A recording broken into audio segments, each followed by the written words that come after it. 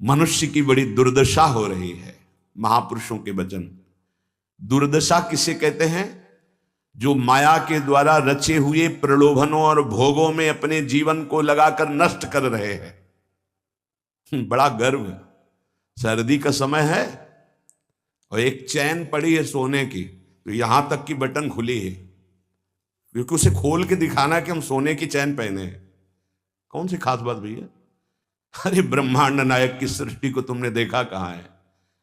कितना बड़ा सोने का पहाड़, बड़ा आश्चर्य होता है। 4 लाख योजन। एक योजन का मतलब 4 कोस, एक कोस का मतलब 3 किलोमीटर। कितना सोना! एक छोटी सी सोने की जंजीर तो पूरी छाती खोले कि देख लो सोने की जंजीर है। अगर 1-2 अंगूठी पहने हैं ना तो हर बार वो, हमने देखा है, एकांतिक में देखा है। आपकी बड़ी कृपा है कि आप देखो हम अंगूठी पहने हैं, जैसे उससे कोई प्रभाव होगा क्या? कुछ नहीं प्रभाव। यहां तो कुछ कह रहे हैं, बड़ी दुर्दशा है मनुष्य जाति की इस समय। क्या? माया रचित भोगों में, माया रचित प्रलोभनों में, माया रचित पदार्थों में भोग बुद्धि, अहम बुद्धि हो गई है। ये भोग विलासता नष्ट करने के लिए तुम्हें मनुष्य शरीर मिला था। तुम अंदर ही अंदर खोखले होकर अपना नाश कर रहे हो। बहुत दया लगती है जब ऐसे, तो लगता है आपको भगवान की कृपा से जो अमूल्य श्वासें मिली, जहां आप इन श्वासों का नाम जप कर दिव्य पद प्राप्त कर सके, वहां तुम ऐसे किस काम के? गांव में पहले बैंक के लॉकर तो थे नहीं, तो दीवालों में सोना गाड़ देते थे। मर गए और जब दूसरों ने जमीन खरीदी और मकान बनाया तो करोड़पति बन गए।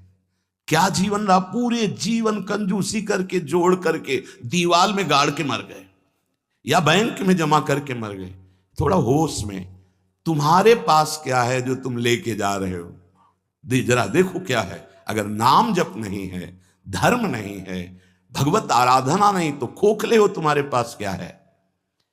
आज धर्म के नाम पर पाखंड का तांडव हो रहा है।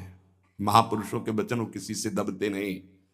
जैसे गुरुजन डांटते हैं ऐसे ही डांट रहे हैं।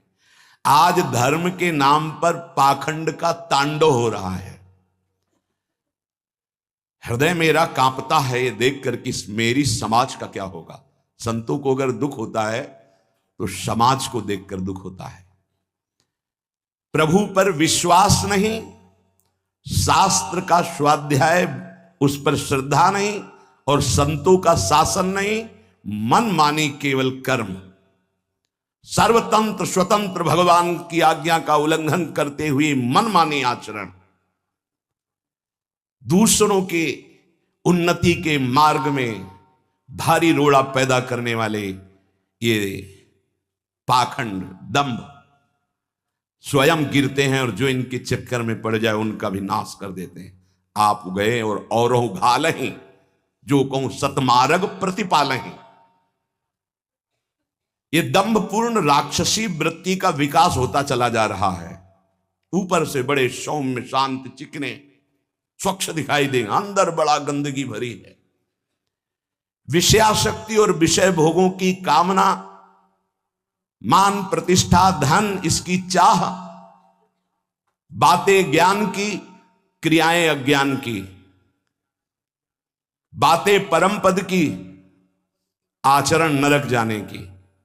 बड़ा दुख हो रहा है, ऐसा महापुरुष जन कह रहे। बाहरी सभ्यता बहुत जोर की, आंतरिक सभ्यता का नाश हो चुका है। बाहरी सुंदरता बड़ी जोर की, रंग लेके गालों में लगाते हैं। दर्शन, अब जब इस समय आते तो दर्शन करते, रात्रि में गाल में रंग लगाने की जरूरत क्या है? संत दर्शन के लिए आए हो तो तुम्हें यहां गाल में, तुम्हारे लाल गाल कौन देखेगा? अरे यहां लाडली लाल के गाल देखने वाले भाई, ये जो नगर है वृंदावन प्रेम नगरी है, यहां लाडली लाल के कपोल देखने वाले हैं। जहां से गौर कांति प्रकट हो रही, श्याम कांति प्रकट हो रही है, जो बड़े बड़े ब्रह्मबोध संपन्न महापुरुषों के चित्त का अपहरण करके बलात् अपने अधीन कर लिया। कृष्णात् परम किमपि तत्त्वम हम न जाने।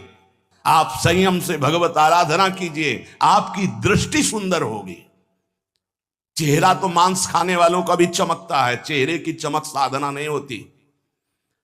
साधना की चमक दृष्टि होती। तुम्हारी दृष्टि कैसी है? तुम्हारे नेत्र बताते हैं कि तुम्हारी स्थिति कहां है। साधु चमड़ा देख के नहीं पहचानता है, साधु दृष्टि देख के पहचानता है। आज हमारी सुंदरता बढ़ रही, लेकिन हृदय असुंदर हो रहा है। दंभ, व्यभिचार, मिथ्याभिमान, हिंसा, दुर्गुण, दुराचार, इनकी उन्नति होती जा रही है।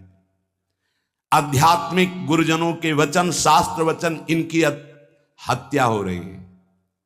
न गुरुजनों के वचन न शास्त्र के वचन, इनका नाश किया जा रहा है, माना नहीं जा रहा। धन्य भाग है जो मान रहे हैं। सर्वव्यापी, सर्वप्रिय, सर्वमय, सर्वानंदमय प्रभु ने तुम्हें मानव देह भारत भूमि में खास करके इसलिए दी है कि तुम अपने दुखों को मिटाकर परम सुख में स्थित हो जाओ। उसके लिए एक सीमाएं रखी गई हैं धर्म की। भोगों को सीमा में बांध दिया गया है। अगर उन सीमा के अंतर्गत धर्मयुक्त भोगों का भोग भोगते हुए, नाम जप करते हुए अपने जीवन को व्यतीत करोगे तो तुम्हारे सारे पाप नष्ट हो जाएंगे। तुम्हें अन्य अलग कुछ नहीं अनुष्ठान करना पड़ेगा। नाम जप मात्र से तुम एक महान आनंद के भोक्ता बन जाओगे। तुम समस्त बंधनों से मुक्त हो जाओगे। ज्यादा कठिन नहीं है, बस धर्मयुक्त सीमा में रहकर नाम जप करना है। पर आजकल पता ही नहीं कि धर्म किसे कहते हैं। कोई बिरला ही महापुरुष जानता है, नहीं तो धर्म के नाम पर केवल वासनाओं की पूर्ति का खेल खेला जाता है। ये महापुरुषों के वचन है, जरूर सुनने चाहिए। कड़वे हैं पर बहुत औषधि का काम करेंगे। महापुरुष ये नहीं सोचते कि सामने वाले को बुरा लगेगा। हम चाहते हैं कि बुरा लगे और तुम अच्छे बनो, बुरा लगे तुम गंदी बातों को छोड़ो। आज धर्म के नाम पर अपनी वासनाओं की पूर्ति का ढोंग किया जाता है, दंभ किया जाता है। कुछ बिरले ऐसे महापुरुष जन हैं जो धर्म को जानते हो, धर्म पर चलते, धर्म के लिए प्राण बलिदान किया जाता है। उस प्रभु को तुम धोखा देना चाहते हो जो तुम्हारे अंदर बैठा है, जो सर्वज्ञ है, सर्वांतर्यामी है। कौन देखता है यहां? अरे क्या वो देख रहा है जो निर्णायक है। उसको किसी वकील या गवाह की जरूरत नहीं है, वो तुम्हारे अंदर बैठा देख रहा है। जहां तुम संकल्प कर रहे हो वहीं वो देख रहा है। जो गुरु से डरता है, भगवान से डरता है, वो माया से निर्भय हो जाता है। जो गुरु से नहीं डरता, माया उसे बरबस बलात् ऐसे आचरण कराती कि रात दिन डरना पड़ता है और दुर्गति प्राप्त होती है। भगवान का नाम बहुत दिव्य है। अभी तक जो गलती हुई उसका सुधार करने के लिए आपको अवसर दिया है। ये जो सत्संग मिल रहा है, कृपा पात्रों को मिल रहा है, जिनके कानों में सत्संग पहुंच रहा है और उनको विश्वास है कि इस हमारा कल्याण करने के लिए भगवान ने हमारे कानों तक ये सत्संग पहुंचाया है। अब लो नशानी अब ना नशई हूं। अब तक जो गलती हुई अब नहीं करेंगे। भगवान नाम को भूल करके, धर्म की अवहेलना करके कोई भी हो उसका सर्वनाश, पतन निश्चित है। सर्वनाश का तात्पर्य होता है ये जो तुम्हारी श्वासें मिली, तुम्हें बुद्धि मिली, दोनों खत्म हो जाएंगी। ज्यादा अपराध बन जाएगा, काल मृत्यु हो जाएगी। ये श्वासें बहुत कीमती है। देखो अभी अवसर मिला है तो तुम्हें माया समझने नहीं दे रही। जहां ये शरीर छूटा फिर तुम्हारे बस की कोई बात नहीं बनेगी। तुमको जबरदस्ती अवश्य में भोक्तव्यम कृतम कर्म शुभाशुभम, दंड भोग। जब जेल मिल जाती है ना तब तुम्हारी कुछ नहीं चलेगी। जो वहां का सिद्धांत है उसके अनुसार चलोगे, नहीं तो और दंड पे दंड भोगना पड़ेगा। फिर 83,99,999 योनियां, इनमें कौन सी योनि है जिसमें सुख मिल पावे? केवल क्लेश ही क्लेश। अपनी बात नहीं कह सकते, अपनी रक्षा नहीं कर सकते, अपने कल्याण के लिए कुछ सोच नहीं सकते किसी भी योनि में, चाहे देवता क्यों न बने हो। देवता भी भोग योनि है, कर्म योनि नहीं। केवल मनुष्य कर्म योनि है, भारत भूमि। इसलिए परम साधन, परम साध्य श्री भगवान का नाम है। इस कलयुग में और कोई साधना हो पाना बहुत कठिन है। जो साधन के सूत्र बताए गए हैं उन पे स्थित हो पाना, जैसे अष्टांग योग अब 3 घंटे बिना हिले डुले पद्मासन सिद्धासन में बैठते हैं, आज भी हैं, पर बहुत कम। मंत्रों को सिद्ध कर लेना आज मजाक माना जाता है कि ऐसा कैसे हो सकता है, मंत्रों से भगवान प्रतिष्ठित हो जाएंगे। अरे भगवान का अवतार हो गया। राम जी की प्राण प्रतिष्ठा में तुम्हें ऐसा लगता है कि कैसे ऐसे हो सकता है, तो राम जी जब प्रकट हुए तो मंत्रों से ही हुए।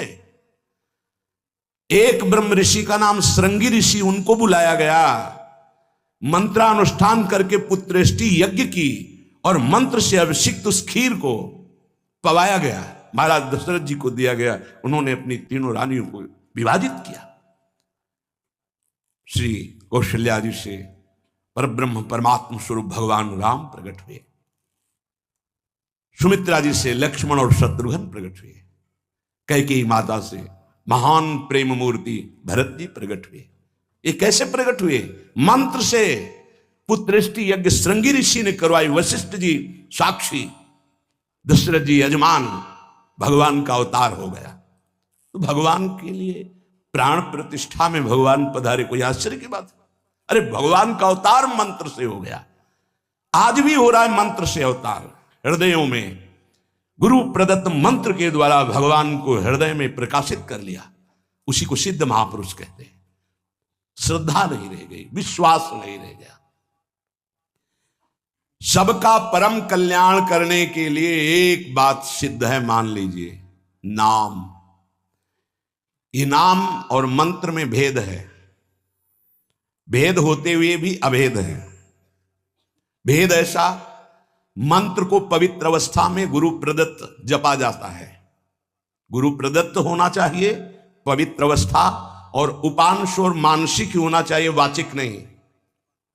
और मंत्र जाप से स्वरूप जागृत होता है। नाम के लिए अपवित्र या पवित्र का कोई भेद नहीं है। नाम अगर गुरु से नहीं मिला है और आप नाम जप कर रहे हो तो वो गुरु मिला देगा। नाम जप का सबका अधिकार है, जहां से सुनो, जो नाम प्रिय लगे, सबका परम मंगल करेगा। नाम महामहिम है, उठते बैठते चलते फिरते सोते जागते सब नाम आगे का कार्य पूर्ण करा देगा। नाम गुरु मिला देगा, मंत्र दिलवा देगा, स्वरूप बोध करवा देगा, ये सब आगे का कार्य। नाम सबके लिए महामंगलदायक है। मैं बड़े जोर के साथ कहता हूं, अपने अनुभव की बात कहता हूं, अपने जीवन की बात कहता हूं कि जो कुछ प्राप्त हुआ सब नाम से प्राप्त हुआ। ऐसा गोस्वामी जी भी बोलते हैं। बस हम कुछ सावधानियां बता रहे हैं। नाम जापक अगर इन सावधानियों को कर ले तो बहुत जल्दी नाम सिद्ध हो जाए। पहला, हम जिस प्रभु के नाम का जप और कीर्तन करते हैं उसके अनन्य हो जाएं। अनन्य, ये खास बात है। पहली, जो नाम जप करते हैं उसके अनन्य हो जाए, उठते बैठते सोते जागते वही नाम हमारा जीवन बन जाए। बस ये बहुत खास बात है, इसलिए जल्दी इस पे स्थित नहीं हो पाते। जो लोग ये कहते हैं कि मैं तो बहुत से नाम जपता हूं, तो उनको गुरु कृपा प्राप्त नहीं हुई। अभी देख लेना, जिस दिन गुरु कृपा प्राप्त होगी तो आप समिट जाओगे। गुरु कृपा प्राप्त होने का ये प्रभाव होता है कि वो गुरु प्रदत्त नाम और मंत्र में अनन्य हो जाता है, हो ही जाता है, स्वाभाविक हो जाता है। पर जिसको नाम सिद्ध करना है उसको उस नाम के अनन्य होना होगा। जो नाम कीर्तन करते हो, जो नाम जप करते हो, उसके अनन्य हो जाओ। एक ही परमात्मा है, उसके नाम अनंत है, लेकिन अनंत नाम नहीं जपे जा सकते। नाम एक ही पकड़ो और जो पकड़ो उसके अनन्य हो जाओ। जिह्वा से वही तुम्हारे स्फुरित होने लगेगा। दूसरा, नाम की महिमा है। कितना भी बड़ा पाप किया जाए और नाम जापक का कुछ नहीं बिगाड़ सकता, भस्म कर देता है नाम पाप को। इस बात का भरोसा करके पाप करना, ध्यान दीजिए, नाम की महिमा ऐसी है, पक्का है, पर नाम की महिमा का भरोसा करके पाप करना, नाम सिद्ध नहीं होगा। आपके हृदय की अशांति दूर नहीं होगी, चिंता दूर नहीं होगी, आपको अविश्वास हो जाएगा नाम जप में। प्रभु के नाम का सहारा लेकर के पाप नहीं करना। हां, भूल हो जाना और पाप करना, इसमें अंतर है। हमसे भूल हो गई, हमसे गलती हो गई, तो कोई और प्रायश्चित करने की जरूरत नहीं, वो नाम जप ही सब पाप नष्ट कर देगा। लेकिन नाम पाप नष्ट कर देगा ऐसे विचार करके जो नवीन नवीन पाप करता है, वो नामापराधी के हृदय में कभी नाम चल ही नहीं सकता। नाम दैन्य भाव से जो शास्त्र और गुरु की आज्ञा में रहता है वहां चलता है। नाम चिदानंद है, भगवान है, कोई केवल शब्द मात्र नहीं है। नाम की ओट में पाप जो करते हैं वो बड़े नामापराधी हैं, तो नाम उनका मंगल कल्याण करने के लिए जो समर्थ है वो हृदय में नहीं चलेगा, विक्षेप पड़ जाएगा, नाम छूट जाएगा, जीवन बर्बाद हो जाएगा। इसलिए नाम की आड़ में कोई पाप ना करे। भूल से गलती हो गई, पूर्वाभ्यासवश गलती हो गई, तो और कोई प्रायश्चित की जरूरत भी नहीं है, नाम अपने आप पावन कर देगा। तीसरी बात, अपने आराध्य देव के नाम के बदले में कुछ भी लेने की तैयारी मत कर लेना, नहीं घाटा हो जाएगा। जैसे एकांतिक में प्रश्न किया था कि हम अपनी कामनाओं की पूर्ति नाम से करवाना चाहते हैं, तो क्या हमारा नाम का फल क्षय हो जाएगा? हाँ, हो जाएगा। रुपया है, आपने उसको खर्चा कर दिया, और अगर आपने खर्चा नहीं किया तो उसका ब्याज मिलेगा, और ब्याज खर्चा करोगे तो मूलधन जमा रहेगा। तो जो भगवत भजन करने वाले चतुर सुजान होते हैं वो मूल को कभी खर्चा नहीं करते। क्या मूल का खर्चा? जो हम भजन कर रहे हैं मुझसे के बदले में कुछ नहीं चाहेंगे, तो ब्याज क्या होगा? नाम आपकी व्यवस्था अपने आप बढ़कर करता रहेगा, जो आप मांगना चाहते थे उससे बढ़कर। आप देख लेना, पहले नाम को तो एकत्रित करो। जब नाम रूपी धन एकत्रित हो जाता है तब बिना चाहे आगे से आगे भारी व्यवस्था होती रहती। सही पूछो तो केवल रोना आता है।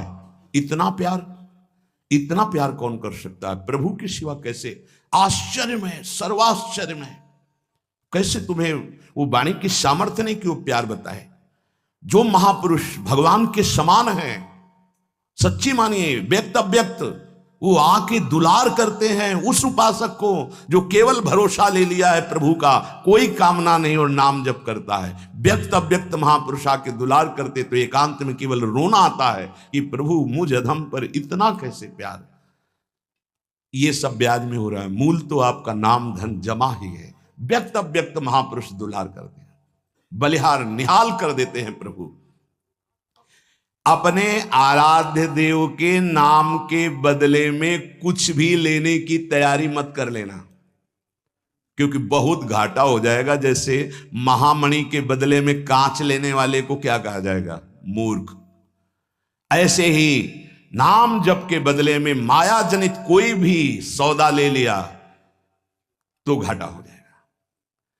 एक तरफ नाम तुम्हारा है, एक तरफ संसार की भोग सामग्री नहीं चाहिए, पीछे पड़ी रहेगी। हर सुविधाएं आपके पीछे पड़ी रहेंगी। विश्वास कीजिए, एक बार परीक्षा में पास हो जाइए, आपके सामने है, आप नाम के बदले में ले लीजिए। नहीं, वो तो वस्तु मिलेगी ही जो नाम के बदले में कह रहे थे। नाम तुम्हारा सुरक्षित बचा रहेगा। अरे कुबेर भी जिनके एक सेवक हैं, लक्ष्मी भी जिनकी दासी हैं, उन प्रभु की बात कर रहे हैं। उन प्रभु को अधीन करने वाला नाम है, उसके बदले में कुछ लोगे तो घाटा हो जाएगा। ये बैठा लो तो बोले हमारा काम कैसे चलेगा? कृपा से सब अपने आप व्यवस्था हो जाएगी, आप चिंता मत करो। नाम जापक की लौकिक पारलौकिक सब व्यवस्था का ठेका स्वयं भगवान लेते हैं। योगक्षेमम वहाम्यहम। एक साधारण आदमी कह दे कि जाओ आज से निश्चिंत रहो, मैं तुम्हारी देख लूंगा सब व्यवस्था, तो तुम निश्चिंत होने लगोगे। और अनंत ब्रह्मांडों का सर्वज्ञ सर्वत्र सर्वशक्तिमान कर तुम अकर तुम अन्यथा कर तुम परमात्मा बोल रहा है। अनन्यश्चिन्तयन्तु मामे जनाः परिपासते तेषां नित्याभियुक्तानां योगक्षेमम वहाम्यहम। और तुम विश्वास नहीं कर रहे, तुम अपने नाम को बेचना चाहते हो। ईश्वर के नाम रूपी धन का संचय करने वाले को पाप नष्ट करने की भावना भी नहीं सोचनी, अपने आप नष्ट हो जाएगा। आग जला दी तो अंधकार और शीतलता दोनों अपने आप प्रभाव से नष्ट हो जाएंगे। तुम्हें मांगने की जरूरत नहीं कि हे अग्नि देवता आप अंधकार को नष्ट कर दें, शीतलता को नष्ट कर दें। ऐसे ही नाम जापक की दरिद्रता, अज्ञान, अंधकार, ये सब नष्ट हो जाता है। विश्वास कीजिए, परम धन जिसके पास नाम है वो भगवान को खरीद लेता है, औरों की तो बात ही क्या। सुमीर पवन सुत पावन नामू, अपने बस करी राखे रामू। भगवान को अधीन कर मान जाओ हमारी प्रार्थना। पाप नष्ट करने का भी विचार मत सोचिए, वो अपने आप नष्ट हो जाएगा। चौथा, अपने आराध्य देव के नाम से बढ़कर और कोई साधन मान लेना, तभी नाम छूट जाएगा। हमारे सेवक जी महाराज ने वृंदावन बाद में आए, पहले वृंदावन प्रकाशित कर लिया गढ़ा जबलपुर में। वो लिख रहे हैं, श्री हरिवंश नाम हमारा जीवन सर्व सुख धाम, परम मंगल सर्वस्व प्रदान करने वाला है। श्री हरिवंश नाम नित कहो, नाम प्रताप नाम फल लहो, नाम हमारी गति सदा। हरिवंश नाम बिसरे न छिन, श्री हरिवंश सहाय भल। हरिवंश हरिवंश हरिवंश। तो आचार्य आ गए, निज मंत्र दे दिया, वृंदावन प्रकाशित हो गया, नित्य विहार लीला में प्रवेश हो गया, सब नाम से हो गया। तब आए वृंदावन। अपने परम प्रीतम के नाम के आगे फिर कोई साधन नहीं। अगर किसी अन्य साधन में महत्व बुद्धि हो गई तो नाम छूट जाएगा। नाम सिद्ध करने के ये उपाय हैं, बहुत बड़े महापुरुषों के वचन हैं। हमारे को जो गुरुदेव ने नाम दिया, इससे बड़ा कोई साधन नहीं। सब सेवा आदि चल, पर नाम नहीं छूटेगा। अगर हम किसी अन्य साधन पर महत्व बुद्धि कर लेंगे तो नाम छूट जाएगा। पांचवा, नाम जापक को दिखावा बिल्कुल नहीं करना चाहिए। नाम में एक रोग लग जाता है दंभ का, बनावटी पना। जहां दंभाया तो नाम अंतर ध्यान हो जाता है, दाम्भिक की प्रापंचिक गति हो जाती है, प्रपंच में फंस जाता है। इसकी कई बार संकेत में चर्चा हुई है। ये दंभ बहुत हानिकारक है। प्रभु का नाम प्रभु के प्रेम के लिए, केवल प्रभु को रिझाने के लिए है। अगर कहीं बनावटीपना दिखावटीपना आ गया, दूसरों को प्रभावित करने की बात आ गई तो दंभ आ जाएगा। यह दंभ बहुत बड़ा आपका परमार्थ नाशक रोग है। ये बड़े बड़ों के अंदर आ जाता है। इस बात का पता लगना बड़ा कठिन हो जाता है कि दंभ आ गया है। इस दंभ के दोष से बचने के लिए किसी महापुरुष के अनुशासन में रहने की आवश्यकता है। इस दंभ को हम विनोद भाषा में कह सकते हैं बगुला भक्ति, दिखावटीपना। बगुला एक टांग पे खड़ा है, ऐसा लग रहा है जल में समाधिस्थ हो रहा है, लेकिन उसकी दृष्टि मछली पे है, वो समाधिस्थ नहीं है। और जहां मछली आई खट्ट से कहा, फिर वैसे बैठ गया। जिसकी दृष्टि विषय भोग पर होती है, विषयों पर होती है, मान प्रतिष्ठा पे होती है, वो दंभ भक्ति में लग गया। अब वो नष्ट कर देगा।